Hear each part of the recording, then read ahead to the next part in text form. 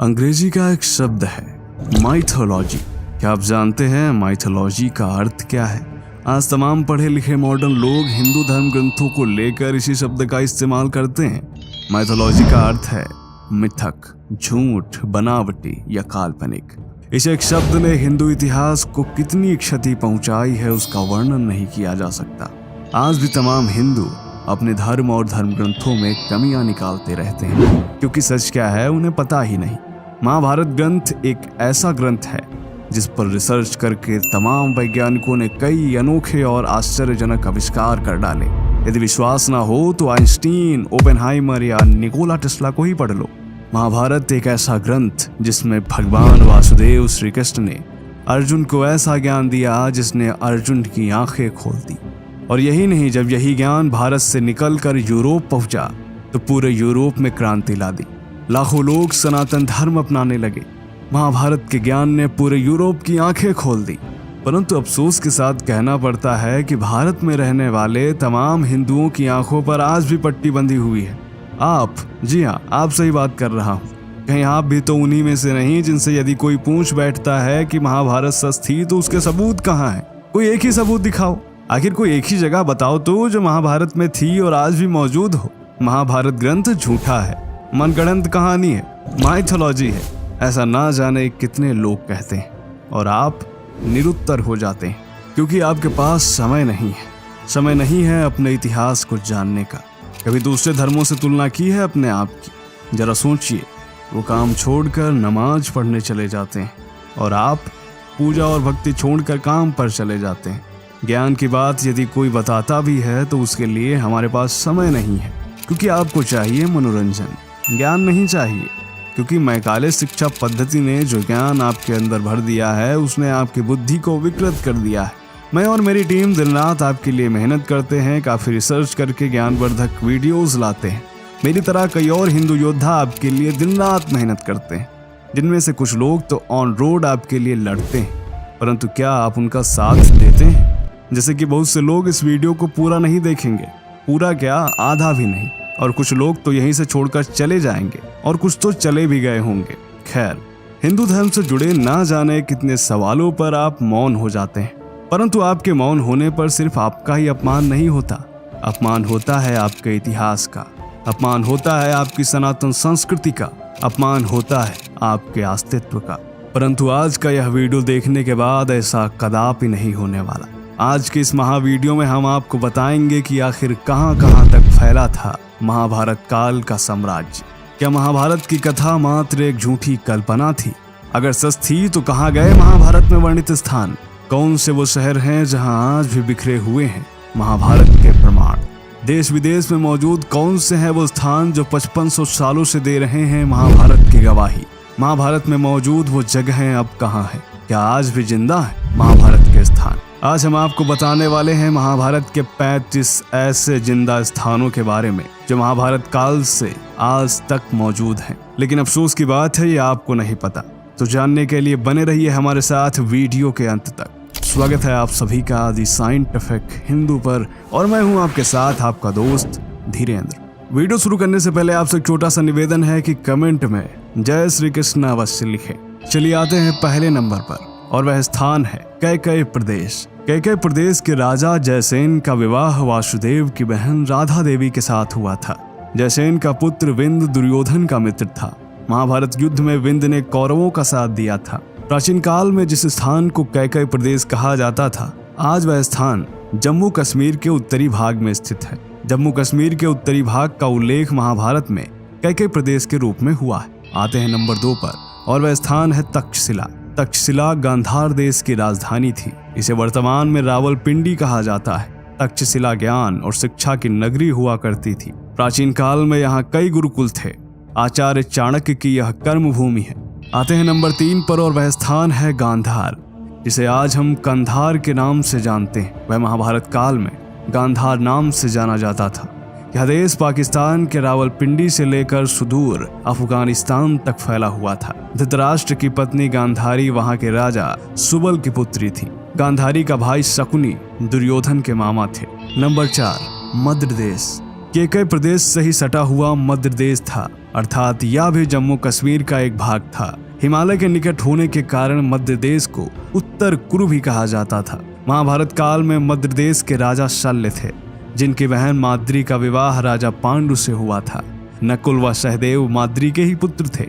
दुर्योधन ने छल से राजा शल्य को अपनी ओर मिला लिया था। इस कारण महाभारत युद्ध में राजा शल्य को कौरवों का साथ देना पड़ा था। नंबर 5, शिविदेश। दक्षिण पंजाब को महाभारत काल में शिविदेश कहा जाता था। महाभारत ग्रंथ में महाराज उशीनर का वर्णन है, जिनके पौत्र शैव्य थे। महाराज शैव की पुत्री देविका का विवाह युधिष्ठिर से हुआ था। महाराज शैव एक महान धनुर्धर थे। महाभारत युद्ध में उन्होंने पांडवों का साथ दिया था। नंबर 6, कुरुक्षेत्र। हरियाणा के अंबाला को कुरुक्षेत्र नाम से भी जाना जाता है। आदिकाल में यहाँ ब्रह्मा जी ने यज्ञ का आयोजन किया था। यहाँ एक ब्रह्म कुंड नामक स्थान भी है। यहीं पर महाभारत युद्ध लड़ा गया था। श्रीमद् भागवत में वर्णन है कि महाभारत युद्ध से पहले भगवान श्री कृष्ण ने अपने अन्य साथियों के साथ यहाँ ब्रह्म सरोवर में स्नान किया था। नंबर 7, उज्जनक। महाभारत में जिस उज्जनक राज्य का वर्णन किया गया है, वर्तमान में उसे नैनीताल के रूप में जाना जाता है। गुरु द्रोणाचार्य यहाँ कौरवों व पांडवों को अस्त्र शस्त्र की शिक्षा देते थे। कुंती पुत्र भीम ने गुरु द्रोण के आदेश पर यहाँ एक शिवलिंग की स्थापना की थी, इसलिए इस क्षेत्र को भीम शंकर नाम से भी जाना जाता है और यहाँ पर यह स्थान आज भी मौजूद है। नंबर 8, बाणगंगा। कुरुक्षेत्र से लगभग 3 किलोमीटर की दूरी पर स्थित है बाणगंगा। महाभारत युद्ध में जब भीष्म पितामह घायल होकर बाण सैया पर लेट गए, तब उन्होंने अर्जुन से पीने के लिए जल मांगा। उस समय अर्जुन ने अपने बाण से धरती पर प्रहार किया और गंगा की धारा फूट पड़ी। तभी से इस स्थान को बाणगंगा कहा जाता है। नंबर 9, वर्णावत। वर्णावत हस्तिनापुर राज्य का ही एक हिस्सा था। यह स्थान आज भी उत्तर प्रदेश के मेरठ के पास स्थित है। वर्णावत में पांडवों को छल से मारने के लिए दुर्योधन ने लाक्षागृह का निर्माण करवाया था। यह स्थान गंगा नदी के किनारे आज भी स्थित है। नंबर 10, हस्तिनापुर। महाभारत में वर्णित हस्तिनापुर आज का मेरठ है। यह स्थान चंद्रवंशी राजाओं की राजधानी थी। महाभारत युद्ध हस्तिनापुर के राज सिंहासन के लिए ही लड़ा गया था। नंबर 11, पांचाल प्रदेश। हिमालय की तराई का क्षेत्र महाभारत में पांचाल प्रदेश के रूप में वर्णित है। पांचाल के राजा द्रुपद थे, जिनकी पुत्री द्रौपदी का स्वयंवर अर्जुन के साथ हुआ था। हालांकि बाद में वह 5 पांडवों की रानी कहलाई। नंबर 12, इंद्रप्रस्थ। वर्तमान में दक्षिण दिल्ली का क्षेत्र महाभारत ग्रंथ में इंद्रप्रस्थ के रूप में वर्णित है। महाभारत काल में यहाँ एक बियावन जंगल था, जिसका नाम खांडव वन था। पांडवों ने विश्वकर्मा की सहायता से यहाँ एक सुंदर महल बनवाया था तथा इसे अपनी राजधानी बनाया। इंद्रप्रस्थ नाम का एक छोटा कस्बा आज भी यहाँ मौजूद है। नंबर 13, अंगदेश। महाभारत में उल्लेख है कि दुर्योधन ने अपने मित्र कर्ण को अंगदेश का राजा बनाया था। वर्तमान समय में यह देश गोंडा जिले के रूप में जाना जाता है। वर्तमान में यहाँ पर शक्तिपीठ भी मौजूद है। नंबर 14, कौशाम्बी। वत्स देश की राजधानी थी कौशाम्बी। वर्तमान में यह जगह प्रयागराज के निकट स्थित है। इस नगर के लोगों ने महाभारत युद्ध में कौरवों का साथ दिया था। परीक्षित के पुत्र जन्मेजय ने कौशाम्बी को अपनी राजधानी बनाया था। नंबर 15, मथुरा। मथुरा आज भी अपने प्राचीन नाम के साथ आबाद है। यमुना नदी के किनारे बसे इस राज्य के राजा उग्रसेन हुआ करते थे, जिनका पुत्र कंस एक दुष्ट प्रवृत्ति का था और उसने अपने पिता उग्रसेन को कारागृह में डाल दिया था। भगवान श्री कृष्ण का जन्म भी कंस की कारागृह में हुआ था। बाद में यहीं पर भगवान श्री कृष्ण ने कंस का वध कर दिया था। नंबर 16, वृंदावन। यह स्थान भी अपने पुराने नाम से ही जाना जाता है। यह स्थान मथुरा से लगभग 10 किलोमीटर की दूरी पर स्थित है। भगवान श्री कृष्ण बचपन में अपने ग्वाल बाल सखाओं के साथ यहाँ गायें चराया करते थे। यहाँ का बांके बिहारी मंदिर आज भी काफी प्रसिद्ध है। नंबर 17, बरसाना। यह स्थान भी मथुरा के निकट ही है। भगवान श्री कृष्ण गोपिकाओं संग यहाँ होली खेला करते थे। यहाँ की 4 पहाड़ियों के बारे में कहा जाता है कि ये ब्रह्मा के 4 मुख हैं। नंबर 18, गोकुल। यमुना नदी के किनारे बसा हुआ यह स्थान मथुरा से लगभग 8 किलोमीटर है।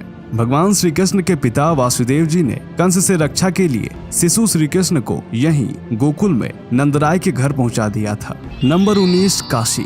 महाभारत काल में काशी नगरी महत्वपूर्ण शिक्षा का केंद्र थी। यह नगरी आज भी अपने प्राचीन नाम के साथ मौजूद है।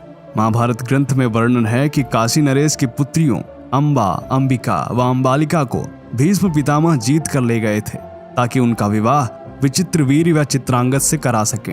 नंबर 20 मगध। दक्षिण बिहार में उपस्थित मगध जरासंध की राजधानी थी। जरासंध की 2 पुत्रियां अस्ति और प्राप्ति का विवाह कंस से हुआ था। यहाँ आज भी जरासंध का अखाड़ा मौजूद है। नंबर 21 एक चक्र नगरी। वर्तमान समय में बिहार का आरा जिला महाभारत काल में एक चक्र नगरी कहलाता था। इस स्थान पर भीम ने बकासुर नामक राक्षस का अंत किया था। नंबर 22 पुंडरु देश। यह स्थान बिहार राज्य में मौजूद है। यहाँ का राजा पौंड्रक था। वह भगवान श्री कृष्ण की नकल करता था। उसने न केवल भगवान श्री कृष्ण का वेश धारण किया हुआ था बल्कि उससे वासुदेव और पुरुषोत्तम कहलवाना भी पसंद था। यह नकली कृष्ण पौंड्रक जरासंध का मित्र भी था। नंबर 23 कामाख्या। गुवाहाटी से लगभग 10 किलोमीटर की दूरी पर कामाख्या एक प्रसिद्ध शक्तिपीठ है। श्रीमद् भागवत पुराण में वर्णन है कि यहाँ माता सती की योनि गिरी थी। इस कारण यह स्थान 51 शक्तिपीठों में से एक है। यह स्थान महाभारत काल में भी मौजूद था।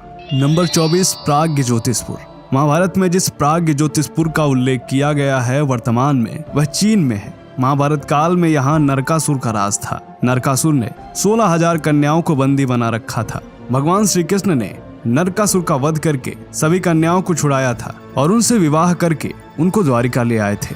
नंबर 25 मणिपुर। नागालैंड, असम, मिजोरम और बर्मा से घिरा हुआ मणिपुर महाभारत काल से भी प्राचीन है। मणिपुर के राजा चित्रवाहन की पुत्री चित्रांगदा का विवाह अर्जुन के साथ हुआ था। चित्रांगदा और अर्जुन का पुत्र भब्रुवाहन बाद में मणिपुर का राजा बना था। नंबर 26 मत्स्य देश। राजस्थान के उत्तरी क्षेत्र का उल्लेख महाभारत में मत्स्य देश के रूप में किया गया है। मत्स्य देश की राजधानी विराट नगरी थी। अज्ञातवास के दौरान पांडव वेश बदलकर विराट राज के सेवक बनकर रहे। विराट राज की पुत्री उत्तरा का विवाह अर्जुन के पुत्र अभिमन्यु से हुआ था। नंबर 27 सिंधु देश। सिंधु देश का संबंध प्राचीन सिंधु घाटी सभ्यता से है। यह स्थान न केवल अपनी कला के लिए प्रसिद्ध था बल्कि यह वाणिज्य और व्यापार में भी अग्रणी था। यहाँ के राजा जयद्रथ का विवाह धृतराष्ट्र की पुत्री दुस्साला के साथ हुआ था। नंबर 28 मुचकुंद तीर्थ। मुचकुंद तीर्थ धौलपुर राजस्थान में है। मथुरा में विजय प्राप्त करने के बाद कंस के मित्र काल यवन ने भगवान श्री कृष्ण का पीछा किया तो भगवान कृष्ण ने स्वयं को एक गुफा में छुपा लिया। उसी गुफा में मुचकुंद सो रहे थे। भगवान ने अपना पीताम्बर उन्हीं पर डाल दिया। काल यवन ने मुचकुंद को कृष्ण समझकर जगा दिया और जैसे ही मुचकुंद ने अपनी आंखें खोली तो काल यवन जलकर वहीं भस्म हो गया। नंबर 29 द्वारिका। गुजरात राज्य में आज भी द्वारिका नगरी मौजूद है, परंतु महाभारत कालीन द्वारिका नगरी समुद्र के नीचे है, जिसकी खोज वर्ष 1979 में पुरातत्व वैज्ञानिकों द्वारा की गई थी। कहा जाता है कि इसे भगवान श्री कृष्ण ने समुद्र से ही भूमि लेकर बसाया था, इसलिए उनके स्वधाम गमन के बाद यह समुद्र में समा गई। नंबर 30 प्रभास। गुजरात के पश्चिमी तट पर स्थित है प्रभास क्षेत्र। महाभारत के अनुसार इसी क्षेत्र में भगवान श्री कृष्ण पैर के तलवे में बाण लगने से घायल हो गए थे और इसके बाद यहीं से उन्होंने स्वधाम गमन किया था। नंबर 31 पाटन। गुजरात का पाटन महाभारत काल में प्रमुख वाणिज्यिक केंद्र था। पाटन के निकट ही भीम ने हिडिंब नामक राक्षस को मारा था तथा यहीं पर भीम और हिडिंबा का विवाह भी हुआ था। नंबर 32 अवंतिका। मध्य प्रदेश का उज्जैन महाभारत काल में अवंतिका के रूप में जाना जाता था। यहाँ ऋषि सांदीपनी का आश्रम भी था। यहाँ भगवान शिव के 12 ज्योतिर्लिंगों में से एक महाकाल लिंग भी स्थापित है। नंबर 33 सोनितपुर। मध्य प्रदेश के इटारसी को महाभारत में सोनितपुर नाम से वर्णित किया गया है। सोनितपुर में वाणासुर का राज्य था। वाणासुर की पुत्री उषा का विवाह भगवान श्री कृष्ण के पौत्र अनिरुद्ध के साथ हुआ था। नंबर 34 चेदी। वर्तमान में ग्वालियर क्षेत्र को महाभारत काल में चेदी के रूप में जाना जाता था। गंगा व नर्मदा के मध्य में स्थित चेदी महाभारत काल में संपन्न नगरों में से एक था। यहाँ शिशुपाल का राज्य था। युधिष्ठिर के राजसूय यज्ञ के समय शिशुपाल ने भगवान श्री कृष्ण का 100 से अधिक बार अपमान किया। इस कारण भगवान कृष्ण ने शिशुपाल का वध कर दिया था। नंबर 35 विदर्भ। महाभारत काल में विदर्भ क्षेत्र पर जरासंध के मित्र भीष्मक का राज्य था।